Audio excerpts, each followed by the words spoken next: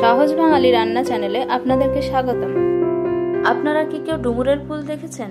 আমার মনে হয় না, আমিও কিন্তু দেখিনি, কিন্তু ডুমুরের ফল আমরা কম বেশি সবাই দেখেছি। উপকারী এবং স্বাস্থ্যকর এই ফলটা নিয়ে যতটা না আমাদের পড়াশোনা, তার থেকে বেশি কৌতূহল ডুমুরের ফুল নিয়ে, কারণ পরীক্ষার খাতায় এই বাগধারা লিখে পাশ করা লাগে। বন্ধুরা, আজ আমি আপনাদের দেখাবো অবহেলিত এই ডুমুরের অসাধারণ সুস্বাদু একটি রেসিপি, চিংড়ি ডুমুরের ঘন্ট। চলুন তাহলে দেখে নেওয়া যাক রান্নাটি করার জন্য কি কি উপকরণ লাগবে। ডুমুর 1 কেজি, আলু মাঝারি সাইজের 2-3টা ডুমো ডুমো করে কেটে নিয়েছি, চিংড়ি মাছ 150 গ্রামের মতো, নারকেল দুধ 1 কাপ, চিড়ে রাখা কাঁচামরিচ, আদা বাটা, জিরে বাটা, ধনে গুঁড়ো, ভাজা মশলার গুঁড়ো। এখানে আমি জিরে, ধনে ও তেজপাতা একসাথে টেলে গুঁড়ো করে নিয়েছি, লবণ, হলুদ, চিনি, তেল এবং ফোড়নের জন্য গোটা জিরে, শুকনো মরিচ এবং তেজপাতা। গত ভিডিওতে আমি দেখিয়েছিলাম কিভাবে চিংড়ি মাছ দিয়ে শাপলা ফুল রান্না করতে হয়। আমাদের সহজ বাঙালি রান্না ইউটিউব চ্যানেলের ভিডিও অপশনে গেলে আমাদের সবগুলো ভিডিও একসাথে পেয়ে যাবেন, অথবা ফেসবুক পেজের হোমের ঠিক নিচে ইউটিউব লেখা অ্যাপ বাটনে ক্লিক করলেও আমাদের সবগুলো ভিডিও রেসিপি একসাথে পেয়ে যাবেন। ডুমুর রান্নার আগে চলুন দেখে নেওয়া যাক এটিকে রান্নার জন্য কিভাবে প্রস্তুত করতে হয়। প্রথমেই বলে রাখি, ডুমুরের আবরণ ভাগ খুবই পাতলা এবং ভেতরে অনেক ছোট ছোট বীজ রয়েছে, আর এই বীজগুলো খাবার অনুপযোগী। তাছাড়া খাবার সময় মুখে পড়লে খুব বিরক্তও লাগে, তাই ডুমুরগুলো অনেক সাবধানে এবং সময় নিয়ে কাটতে হবে। দেখুন, ডুমুরটাকে এভাবে ছুরি দিয়ে খুব আলতো করে শুধু খোসাটা কেটে নেব, যেন এতে কোনো বীজ না লেগে থাকে, আর বাকিটা ফেলে দেব। কাটার পর এগুলোকে জলের মধ্যে রাখবো, না হলে কালো হয়ে যাবে। এই পদ্ধতিতে ডুমুর কাটলে ভালো হয় এবং সময় কম লাগে, কিন্তু ডুমুরের অপচয়ও হয়। এটিকে অন্যভাবেও কাটা যায়। দেখুন, প্রথমে ডুমুরটাকে 4 ভাগ করে নিতে হবে, এরপর ছুরি দিয়ে বীজের অংশটা তুলে ফেলতে হবে। এ পদ্ধতিতে ডুমুর কাটলে পরিমাণে বেশি পাওয়া যায়। আমি দুটো পদ্ধতিতে দেখালাম, আপনাদের যেটি ভালো লাগবে সেভাবে করবেন। শুধু ছুরি দিয়ে না, আপনারা বটি দিয়েও এভাবে কাটতে পারেন। এভাবে করে আমি সবগুলো ডুমুর কেটে নেব। দেখুন, সবগুলো ডুমুর কাটা হয়ে গেছে। এবারে এগুলোকে আমি ভালো করে ধুয়ে নিব। আপনারা এরকম কোনো ঝুড়ি বা ডালাতে ধুবেন, তাহলে যদি কোনো বীজ থেকে থাকে সেটিও পড়ে যাবে। আমার ডুমুরগুলো ধোয়া হয়ে গেছে। এবার এগুলোকে আমি একটু লবণ দিয়ে সিদ্ধ করে নেব। 5 থেকে 7 মিনিট সিদ্ধ করে নিলেই হবে। ডুমুরগুলো সিদ্ধ হয়ে গেছে। এটাকে এখন আমি জল ঝরিয়ে চটকে নেব, এতে ডুমুরটা রান্না হতে সুবিধা হবে। আপনারা চাইলে না চটকেও রান্না করতে পারেন। এখন এটি রান্নার জন্য পুরোপুরি প্রস্তুত। প্রথমে চুলা জেলে কড়াইটা গরম করে নিব, তারপর তেল ঢেলে তেল গরম হলে লবণ হলুদ দিয়ে মাখানো আলুগুলো ভেজে নিব। আলুগুলো ভাজা হয়ে গেছে, এবার আলুগুলো তুলে নিব। এই তেলে এখন লবণ হলুদ মাখানো চিংড়ি মাছগুলো দিয়ে দিব।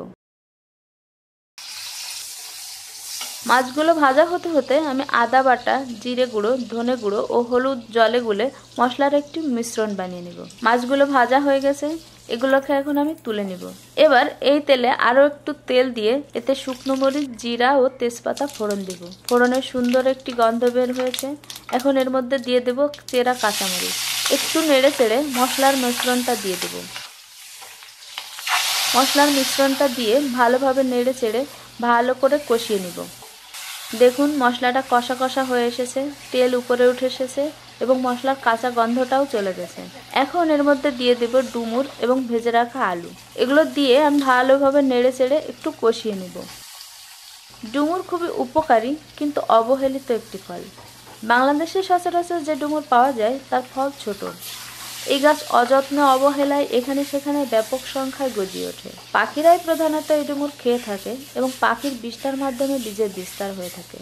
কিন্তু এই ডুমুর দিয়েও সুস্বাদু তরকারি রান্না করে খাওয়া যায়, এটি অনেকেই জানে না। দেখুন, তলাটা একটু ধরা ধরা লাগছে, তাই সামান্য জল দিয়ে আবারও ভালোভাবে কষিয়ে নিব।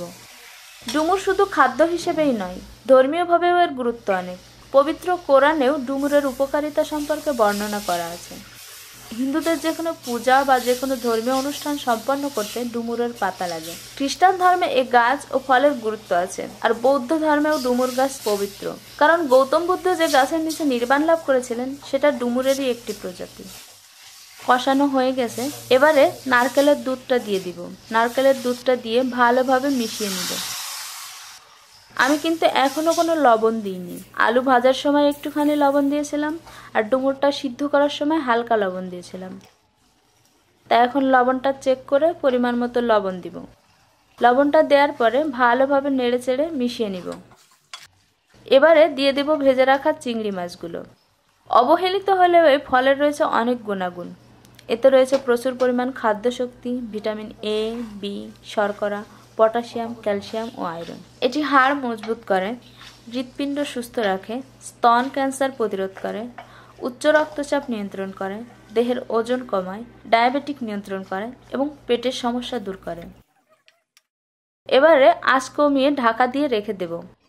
আগামী ভিডিওতে আমি দেখাবো কিভাবে ছানা তৈরি করে তা দিয়ে কোপ্তা কারি বানাতে হয়। আমাদের যে কোনো আপডেট পেতে সহজ বাঙালি রান্না চ্যানেলটি সাবস্ক্রাইব করুন। সাবস্ক্রাইব লেখা লাল বাটনে ক্লিক করলে লেখাটি অ্যাশ হয়ে সাবস্ক্রাইবড হয়ে যাবে। তারপর পাশের ঘন্টা বাটনে ক্লিক করলে আপনারা আমাদের আপডেটগুলো সাথে সাথে পেয়ে যাবেন। যারা ইতিমধ্যে সাবস্ক্রাইব করেছেন তাদের অসংখ্য ধন্যবাদ। মিনিট 5 পর ঢাকনা খুলে ভালোভাবে নেড়ে চেড়ে দিব। এবারে সামান্য চিনি ও ভাজা মশলার গুঁড়ো দিয়ে দিব। সবকিছু ভালোভাবে মিশিয়ে চুলা বন্ধ করে ঢাকা দিয়ে রেখে দেব 5 মিনিটের জন্য। তৈরি হয়ে গেল সুস্বাদু চিংড়ি ডুমুরের ঘন্ট। এটি ভাত, রুটি বা পরোটার সাথে খুবই ভালো লাগে। তাহলে এভাবে আপনারাও ট্রাই করবেন। রেসিপিটি কেমন হলো বা এটি সম্পর্কে কোনো প্রশ্ন বা মতামত থাকলে ভিডিও নিচে কমেন্ট বক্সে জানাবেন। যদি ভালো লাগে তাহলে একটা লাইক দিয়ে আমাদের উৎসাহিত করতে পারেন। আর ভিডিওটি ফেসবুক, টুইটার, জি প্লাসে শেয়ারিংয়ের মাধ্যমে বন্ধু বান্ধবদের জানাতে পারেন। ভিডিওটি দেখার জন্য ধন্যবাদ।